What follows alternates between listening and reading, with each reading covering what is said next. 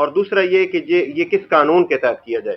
میں آپ کے سامنے آئین کا ایک آرٹیکل 140A جو بلدیاتی الیکشن اور لوکل گورنمنٹ کے متعلق ہے وہ میں آپ کے سامنے پڑھتا ہوں تاکہ آپ کو اندازہ ہو جائے کہ ہماری صوبائی حکومتیں پابند ہیں یہ الیکشن کروانے کی. آئین کا آرٹیکل 140A یہ کہتا ہے کہ each province shall by law establish a local government system and devolve political, administrative and financial responsibility and authority to the elective representatives of the local government. یعنی ہر صوبائی حکومت یہ پابند ہے کہ وہ لوکل گورنمنٹ کے الیکشن کروائے اور ان کو 3 قسم کی جو اختیارات ہیں وہ ان تک منتقل کرے: سیاسی اختیارات، انتظامی اختیارات اور مالی اختیارات، یہ ان تک منتقل کرے. اب جو لوگ قانون جانتے ہیں، آپ لوگوں کو بھی معلوم ہے کہ اس میں 2 الفاظ بڑے اہم ہیں.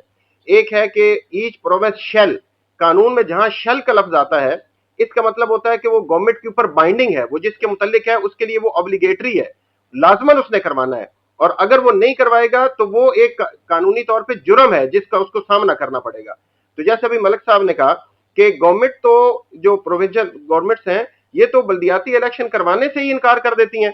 سارے صوبوں میں بڑی جدوجہد کے بعد لوگ الیکشن کرواتے ہیں.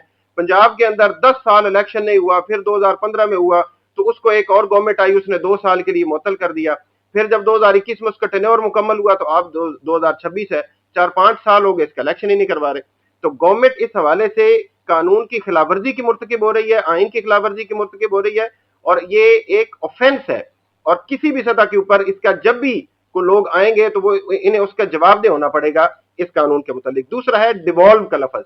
ڈیوالو کا مطلب کسی کو اتھارٹی منتقل کرنا ہوتا ہے، ڈیلیگیٹ کرنا نہیں. اس کا مطلب یعنی قانونی حساب سے یہ ہے کہ یہ اتھارٹی ہے ہی لوکل گورنمنٹ کی، یہ پروونشل گورنمنٹ کی نہیں ہے. یعنی جتنے یہ ترقیاتی کام کروانا ہے، جتنا انتظامی امور ہیں، یہ پروونشل گورنمنٹ کے اختیارات ہیں ہی نہیں. قانون یہ کہہ رہا ہے، آئین یہ کہہ رہا ہے کہ ڈیوالو کرنا ہے، ان کو دینے ہیں یہ اختیارات، ان تک منتقل کرنے ہیں. یہ نہیں کرنا کہ ڈیلیگیٹ ہونا ہے کہ اختیارات گورنمنٹ کے ہیں اور وہ ڈیلیگیٹ کر رہی ہے، نیچے ان کو دے رہی ہے اپنی اتھارٹی. تو اس لیے یہ تینوں طرح کے اختیارات منتقل کرنا یہ آئین کے نقطہ نظر سے ضروری ہے. تو اس لیے پہلی بات تو یہ ہے کہ جو گورنمنٹ بلدیات کے لوکل گورنمنٹ کے الیکشن نہیں کرواتی وہ گورنمنٹ آئین کی خلاف ورزی کی مرتکب ہو رہی ہے. ایک بات. دوسری یہ کہ اس وقت جو بلدیاتی ایکٹ پیش ہوا ہے گورنمنٹ نے جو کیا ہے، ایک تو یہ بھی جماعت اسلامی کے دباؤ کے اوپر کیا ہے. آپ لوگوں کو معلوم ہوگا کہ جماعت نے ہائی کورٹ کے اندر ریٹ کی، اس ریٹ کی بہت ساری ہیئرنگز ہوئی، الیکشن کمیشن کو اس میں فریق بنایا. الیکشن کمیشن نے آ کے بتایا، آپ ذرا سنیے گا، الیکشن کمیشن نے یہ کہا کہ ہم نے 85 دفعہ گورنمنٹ کو ریمائنڈر بھیجا ہے، صوبائی گورنمنٹ کو 85 دفعہ ریمائنڈر بھیجا ہے. اور اس گورنمنٹ کا حال یہ ہے کہ ان 85 ریمائنڈرز کو اس نے، ایک آئینی ادارہ ہے، اس کے ریمائنڈرز کو اس نے نظر انداز کیا ہے.